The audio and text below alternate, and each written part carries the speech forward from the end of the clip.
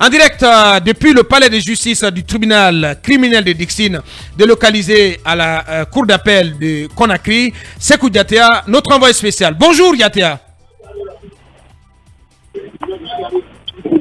Sekou Diatea, bonjour.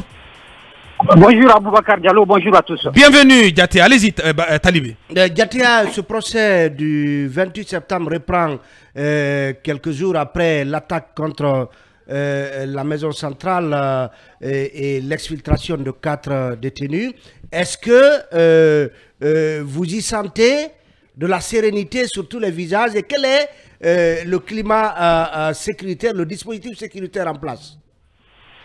Merci Talibé Bari. Lorsque je sortais tout à l'heure de la salle pour répondre à votre appel, les magistrats étaient déjà rentrés, ce qui veut dire que la reprise de l'audience est effective ici au tribunal.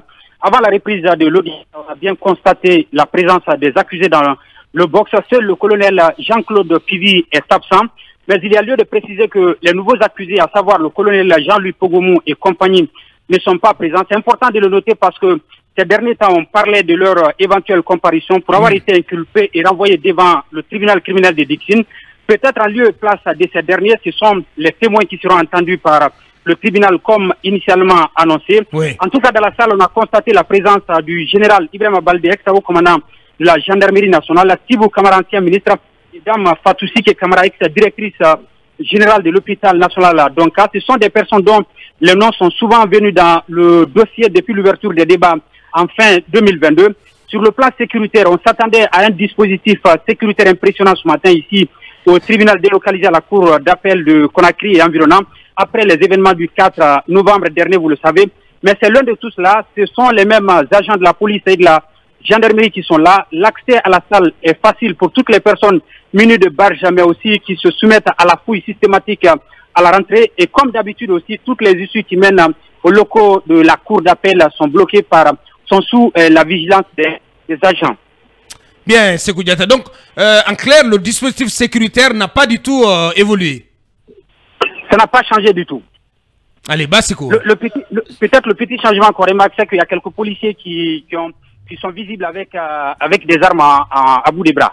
Ouais, Sekou Diatea, on s'interroge quand même sur le cas du capitaine Moussa Dadis Camara, du colonel Keboro et du colonel Blaise. Blaise, sont-ils présents ou pas? Est-ce que vous avez échangé avec leur conseil? Et on nous apprenait il y a quelques minutes que dans un premier temps, le capitaine Moussa Dadis Camara aurait refusé de se rendre au tribunal. Avez-vous eu vent de cette information, Sekou Diatea? Non, sincèrement, c'est vous qui me l'apprenez, mais dans la salle, moi, j'ai constaté la présence de tous ces accusés, le colonel Blaise Goumou, le capitaine Moussa Dadis Camara et le colonel Moussa Keboro Camara, parce que le juge même les a appelés devant moi dans la salle et tous ont répondu. Bien. Et qu'est-ce qu'on peut lire sur leur visage, notamment sur le visage du capitaine Moussa Dadis Camara, après la tentative d'évasion, après, disons, autrement, après les événements du 4 novembre? Et Dadis, il est présent dans le box des accusés avec le visage crispé, il faut le dire.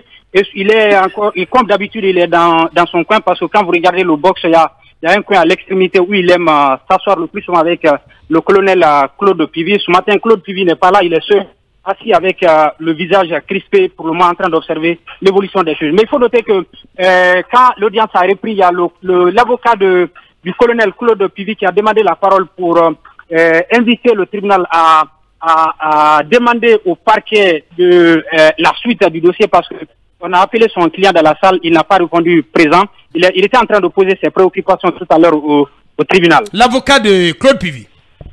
L'avocat est maître Fodé Kabachirik, l'avocat du colonel Claude Pivi. Et qu'a-t-il dit à la cour? Il dit que son client a été appelé et personne n'a répondu. Il a fait remarquer ça au tribunal et il a demandé au tribunal de demander des comptes au parquet. C'est en ce moment je sortais de la salle. Donc, ils sont en train d'en débattre maintenant dans la salle. Bien. Allez, oui, dernière question. Oui, Diatea, est-ce que vous avez approché un peu ce matin l'autre détenu célèbre, Toumba Diakité? Toumba Diakité. Est-il présent d'ailleurs dans la salle?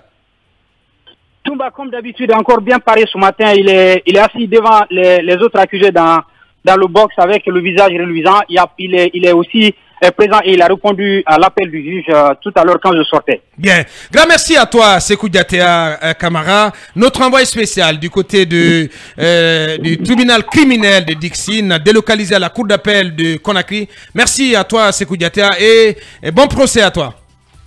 Merci beaucoup. Merci bien.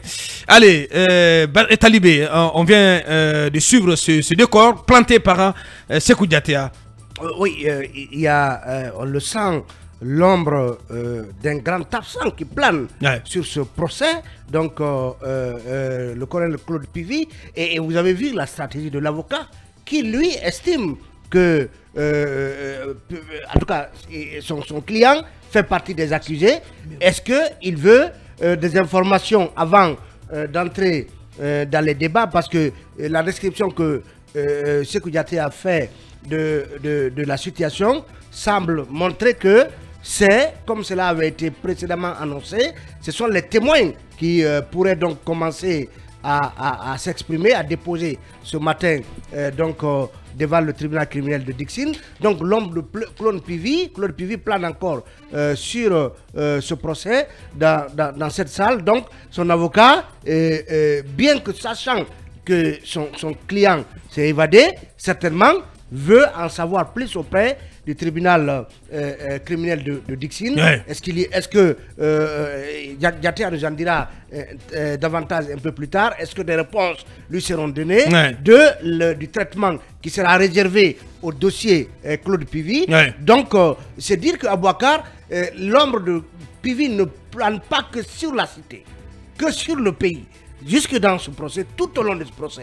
Tant qu'il ne sera pas là, tant qu'il ne sera pas assis, peut-être comme d'habitude, auprès du capitaine Moussa Dadis Camara, on s'interrogera et des questions, des pans des événements du 28 septembre, des séquences des événements du 28 septembre renverront toujours au personnage de Claude Pivy. Donc, un moins important de cette chaîne, du puzzle qu'on doit reconstituer de ces événements du 28 septembre. Il faut tout de même se féliciter, Talibé, de la reprise de ce procès après le débrayage et après ces événements du 4 novembre. C'était un défi important. On ne pouvait pas s'y louper parce que pour beaucoup, cette évasion organisée visait justement à porter un coup fatal à ce procès.